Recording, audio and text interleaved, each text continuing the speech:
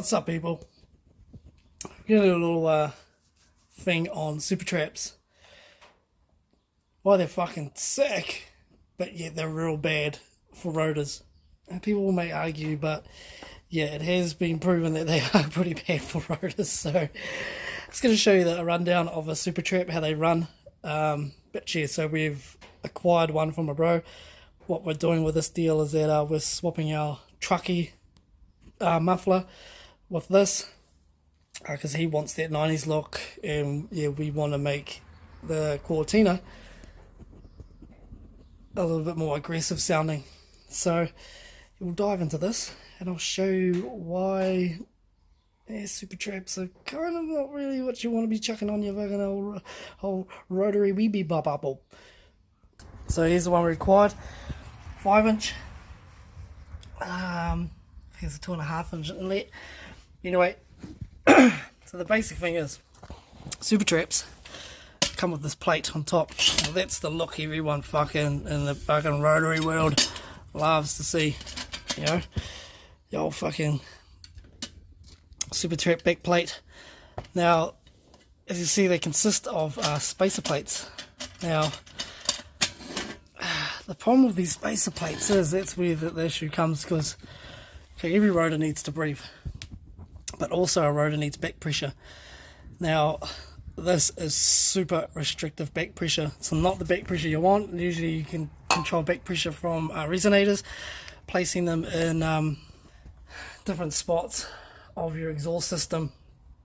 So yeah, I remember, I used to know how it used to be set up, but you're placing the resonators in a certain spot, you know, front or the rear, whatever, gives you different power bands as well. And normally with your ports, with your porting setup, you place your resonators in a different spot. These days people are chucking resonators in to shut their cars up, to pass laws and shit and sound and all that fucking crap, which is bullshit. But yeah, they used to say, the bro from Julian from Murray used to say, the louder the rotor, the faster it will be. And actually, yeah, he was right. Like, yeah, the more flow you had in there, the loudness, with a resonator in the right position, yeah, you would get a lot more horsepower or a faster car. So these fucking Supertrapps have a plate on top with Allen key plates. I'll just get that fucker off. Hang on, doesn't want to come out. Okay, managed to get it off. So that's your back plate. That's the thing that everyone fizzes on. And here are your spacers. So this is when all your headaches fucking occur with these setups. So you can see they're a spacer that sits on top of each other, and there's not really anywhere for them to breathe. They're pretty much locked in. Now, they used to say, like, the more you can stack them, it's going to be better for it. But yeah, no, it just doesn't work that way. The issue is, as you can see, you're not really doing anything. You're just putting more and more pressure and just moving it out. So what we used to do is chuck washers in between them. So they all had a gap, and you just got longer bolts, or you put less in, you know, less of these suckers in there, and then have them spaced out. But yeah, you're only resolving a small issue, which is still creating the same issue as before. So yeah, with heavily ported motors, or even ported, you know, you're just going to keep ending up with dramas. So, and as you can see, fine examples here of all the carbons. So that would be from flaming and stuff like that. This is all of it. Look at that carbon, they're all trying to escape these plates. Well, that's nasty. Around there, that's all it's doing. You can see around the tip there, where it's all just trying to escape. Look at that. Yeah, it's not good. It's not what you want. So what this is causing normally is that exhaust temps will be through the fucking roof because it can't escape, and when they flame, it's staying all in the motor pretty much. So yeah, and your engine's continuously flaming off and stuff, even though it's part of the combustion cycle and all that, but the flame will just keep circling around, and it's, yeah, the temperatures will be just like through the fucking roof inside your motor. And what normally happens is the weakest link in your motor is water seals. and they'll just get so hot and they burn, they just fuck out. Now I've personally know this because I remember the bro Mark Julian.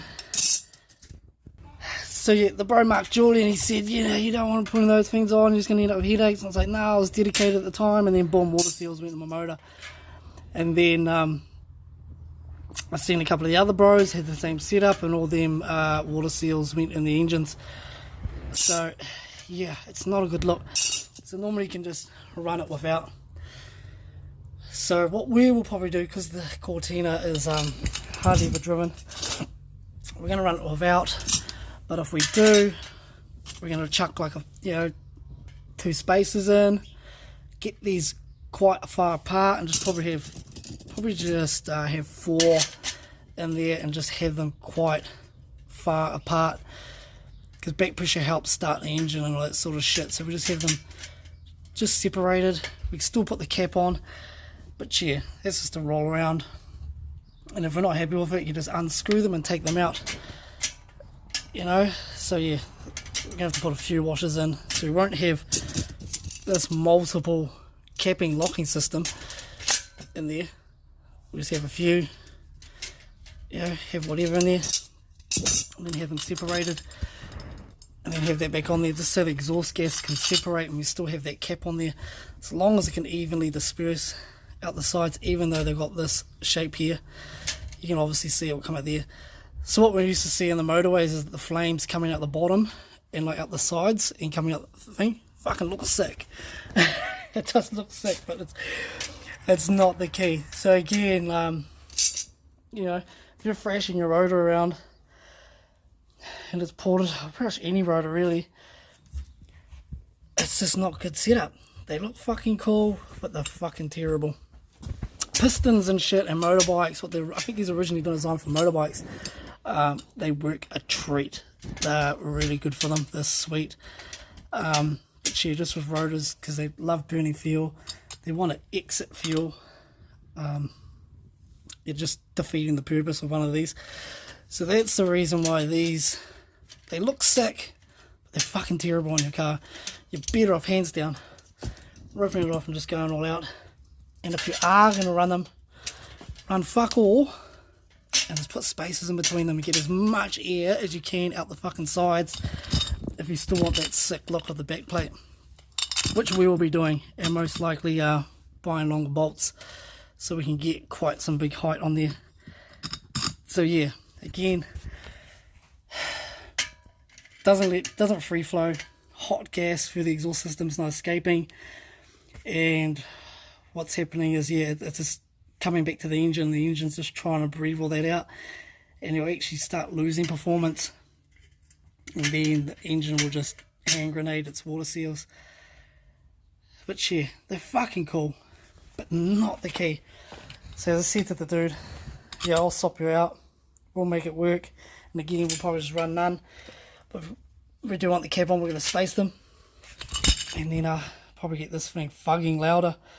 So yeah, the big truck dumpy that's in this, we're going to send it to him and swap around for his J-port, which he's turning into a burnout car down the bottom of the South Island. But yeah, so that's my little thing about Supertrapps. They're fucking sick, they look dope, but they're fucking pointless. But yeah, but again, we have one, we're going to use one, but as I described, we're going to space them out. And yeah, and even just for show, you know, we put them in the shows, you just bolt that back plate on so everyone looks at it and sees how cool it looks, and then before you leave the events you go to, unbolt the fucker, and yeah, happy days.